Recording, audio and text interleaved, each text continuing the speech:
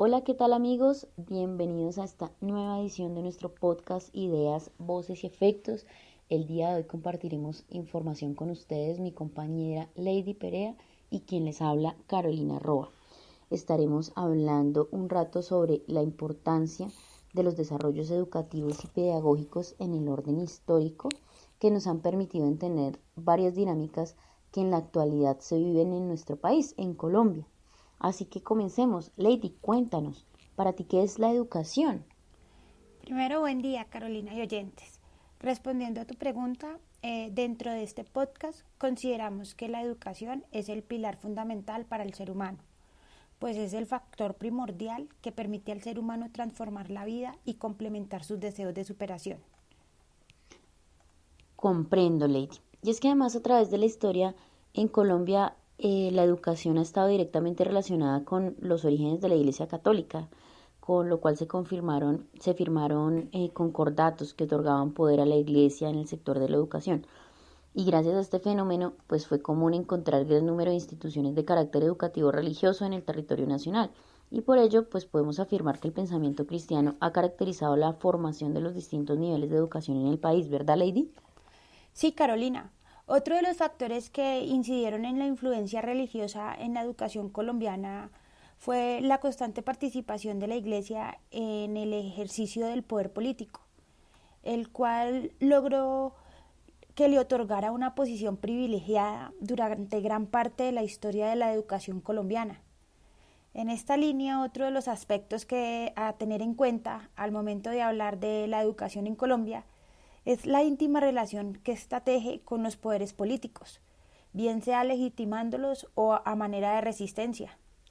En los siglos XVI y XVII, resaltando como un hecho relevante a nivel educativo, es el surgimiento de las universidades, las cuales en sus inicios son originadas por parte de las comunidades religiosas que hacen presencia en el territorio nacional, como los padres dominicos y los jesuitas. Melo en el 2017 indica que son quienes llegaron al continente en el transcurso del periodo de la conquista española, en el periodo de 1519 y 1551, con la misión específica de extender el cristianismo por medio de la evangelización de la Nueva España. Como portadores del Evangelio, superaron todos los obstáculos con el fin de lograr la implementación de la fe. En el caso de los padres jesuitas, las raíces de sus aportes a la educación se gestan en el año de 1999, cuando se promulga el documento que contiene en sus páginas el sistema educativo de la campaña de Jesús. Posterior a este acontecimiento, y gracias a una autorización papal dada el 8 de julio de 1621, se concedieron los permisos para emitir grados universitarios, constituyendo de esta manera el siguiente año el origen de las universidades de esta orden en Colombia. La primera universidad que se organizó en el territorio colombiano fue la Universidad Santo Tomás, en Santa Fe de Bogotá, en 1580, bajo la dirección de la comunidad de Santo Domingo. Por su parte, en la capital del virreinato, los jesuitas organizaron la Universidad Javeriana en 1622. Los agustinos calzados fundaron la Universidad de San Nicolás de Mira en 1624 y los franciscanos la Universidad de San Buenaventura en 1747. En general, casi siempre, cada una de estas universidades administró a su vez un colegio.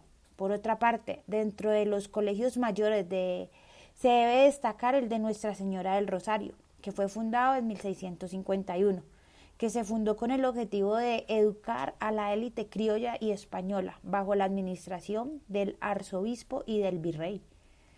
Como se puede apreciar, el principal acontecimiento y de gran impacto a nivel educativo en este periodo histórico, que comprende los siglos XVI y XVII, es el origen de las universidades, las cuales tuvieron su fundación gracias a una fuerte influencia que tenían las grandes comunidades religiosas de naturaleza católica en el país.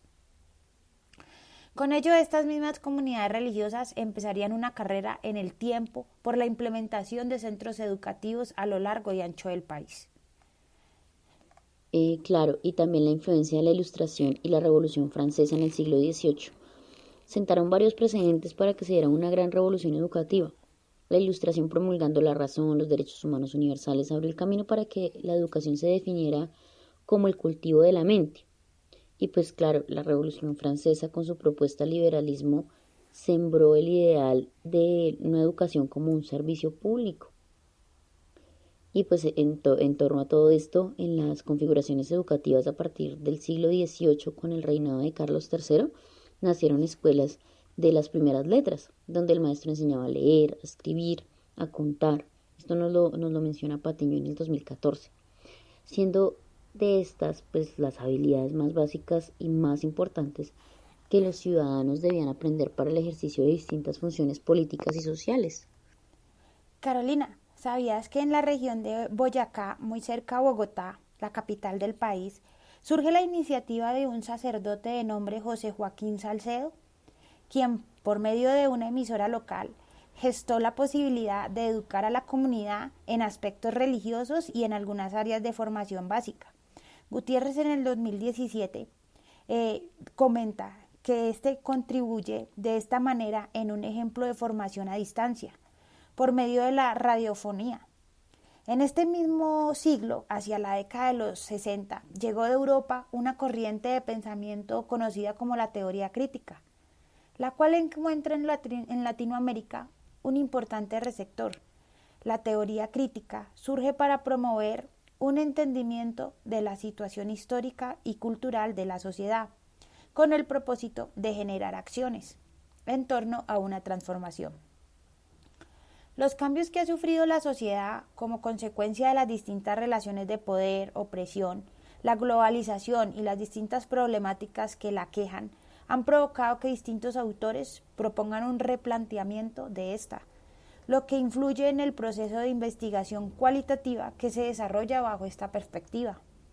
En Colombia esta corriente ejerció a nivel pedagógico mucha influencia, motivando nuevas prácticas educativas. Otro aspecto que marca de manera importante las dinámicas educativas en lo corrido de este siglo son el uso de las tecnologías virtuales aplicadas a la educación, en el cual se expresan dos corrientes principales: la educación a distancia virtual y, por otro, la educación virtual, entendida como informática educativa, adscrita como escenario de apoyo didáctico y administrativo en la tradición de la educación presencial, de tal modo que su uso por cualquiera de estas dos vías se constituye en una constante en la educación actual, complementando los modelos de formaciones tradicionales y abriendo paso a las rutas innovadoras.